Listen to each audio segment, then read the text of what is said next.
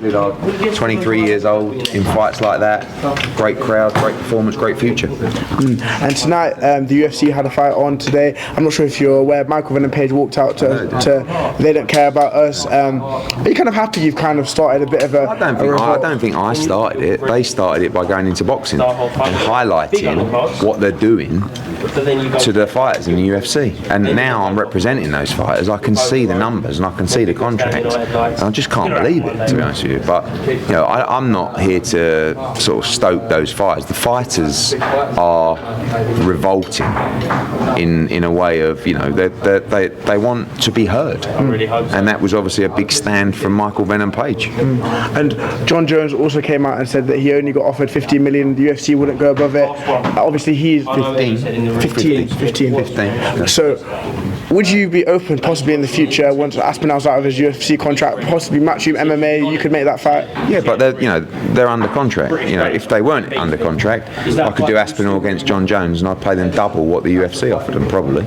But they're under contract, so it's not. You know, this isn't a case of, as I said when we signed Aspinall, it wasn't a case of we're looking to bust him out of his contract. We're just looking to have sensible conversations. To say, if you want to do Tom Aspinall against Pereira for the World Heavyweight Championship, respect the guy, will you? If there's 100 million in the pot, don't give him $1 million. Yeah, he's a defending champion. It's a joke. So hopefully, I mean, they're going to have to do something because they're in a bad situation at the moment. And I think they're going to have to listen to the fighters and give them what's fair. Eddie, you said that you're going to camp with Joshua next week in Spain. Is it a case of deciding who the opponent is? Is he likely to have a warm-up, or can he go straight into a Fury fight? Well, I think it's very likely he'll have that warm-up fight in July. Obviously, there's conversations with Turki Al-Sheikh, and his representatives will be with me next week. So we'll have those conversations. Do you know, a lot of it, to be honest with you, is about how he feels. Like, he's done 4 days in camp, and now he's in Ukraine, bizarrely. And he'll have his second week next week. And listen, if he feels unbelievable and watches Fury Makhmudov and goes, fuck it, I'll go straight in, maybe. But my gut feeling is that we'll have that fight in July, and then at the end of the year. Is Jamel Charlo an option for Boots? Yeah, but I just can't see it. I can't see him going straight into that fight unless you pay him some obscene number. Eddie, now that we're just a couple of weeks away from Fury Makhmudov, I'm sure you've seen what Big John Fury's had to say about how much of a threat Makhmudov could be. How much of a threat do you think Makhmudov actually is now that we're a couple of weeks away? Not a big threat unless Tyson Fury's shot. Yeah. And I don't believe he is at all. So I think he'll win every round. I think he'll win the fight on points. Yeah. And yeah, I think he'll just sort of, don't forget he's been out for a while, like he's coming off 2 Usyk defeats. I think sometimes we just expect you just to go in and look great all the time. Maybe he does, but I think he'll win. I think he's a very good opponent for him. Obviously, if Fury does lose, does retire again, what's the big fight for you for AJ? Because AJ wants to be involved in big fights. Is there anything that sticks Fabio out? Wardley for the World Heavyweight title, Daniel Dubois rematch. Yeah. I mean, there's loads of fights out there for him, but you know, Fury's the biggest fight in the sport still, and you know, we hope he wins. Is the AJ warm up in July? Will that be in the UK? No idea. I mean, we could fight anywhere in the world. Is Catrell Ramirez likely to happen? Rick Milligan said he has a venue, I think $1 million. Well, he said, I guarantee $1 million, and I said to him, can you confirm you guarantee $1 million? And he went, yeah, this is, yeah, so not really, but yes, there's a very good chance that fight could be next. We're speaking to DAZN. Our priority, of course, is Jack Catrell, and we need to lock in his next fight. Talking about options, George Liddard was talking about there's various options and routes to go. Tonight, I know you said you was looking possibly to fight Liam Smith, another opponent potentially for the future. Could it be Stephen McKenna? Yeah, maybe. It's a good fight. I like the Liam Smith fight because obviously he's got great name value and he's a very good fighter. We were going to fight him tonight, but he wanted a bit more time. I think he was unsure about his future, so we'll see. Lely Buttigieg, he had a great start. How concerned was you when the points was coming off that? I was very concerned because he wasn't just losing points, he was losing rounds. I had him, thought he won the 7th, I thought he won the 8th, might have won the 7th, but I had him like, I think going into 9, I had him 5-4 down and the 2 points, right? So basically, has to stop him. And actually, when they took the second point, he looked at us and I said, "You have to knock him out. So stop fucking around and knock him out." And I said to him, "You have to throw with him. It's the only way you're going to knock him." And that's exactly what he did. He just bit down and traded up every time Goodwin threw. And he forced an incredible dramatic stoppage. What's the situation with Troy Williamson? Because obviously we're supposed to be on the Fury Magmadov card. Yeah. That's now not happening. So when can we expect to see the rematch? So the situation is that he boxed Callum Simpson. Boxer had a rematch clause, of which they exercised, no problem. And then there was some kind of conversations that went on without our consent for the Fury card, and he can't fight anybody else because Boxer have exercised their option. So I believe people spoke to Boxer and said, "Please let him take this fight," and Boxer said no, which they're well within their right to do so. They have a contract with him. So he's going to rematch Callum Simpson, and we look forward to that, and we're just waiting for final news. We heard May the 2nd. Is that realistic? I'm not sure. I don't think so.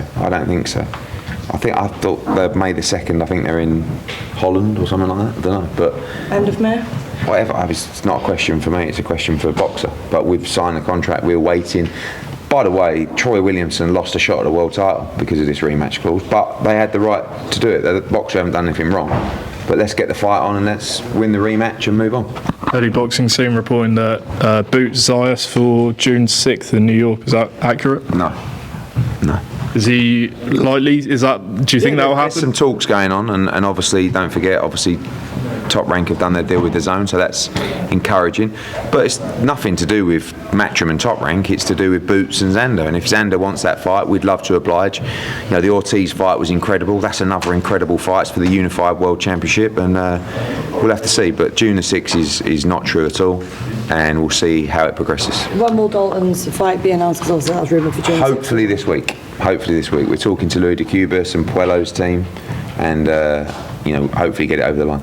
And Ben Whittaker, new fight announced. Obviously, opponent not been revealed. Do you know what type of calibre of opponent we could be? A decent opponent. I mean, don't forget he's going to be fighting a month or so after in America in a big fight, so it's not going to be like a 50-50 fight or anything. But we're going to keep him busy, get him back in the ring against a respectable opponent, and then he's going to fight as co-main event on the Boots card, and then he'll headline in August, September, back in Birmingham. So nice and busy. Conor Walker tweeted earlier this week saying that a fight announcement was going to happen this week. Any update on that? Yeah, that will be announced this week on the most disgustingly brutal card I think I've ever put together, and that'll be announced this week. What's the latest with Josh Kelly? A few conversations. Xander Zayas, Jaron Ennis, a defence in the north east. Again, this week is moving week for a lot of that stuff, so he's part of that mix. And obviously you said that there's going to be new additions to the Matchroom Talent Agency. I think that's something that's very exciting. When can we start hearing about more additions to? Possibly this week. There's going to be a couple of signings from surprisingly different industries. Sports, still sport. Not just sport, no. Not just sport.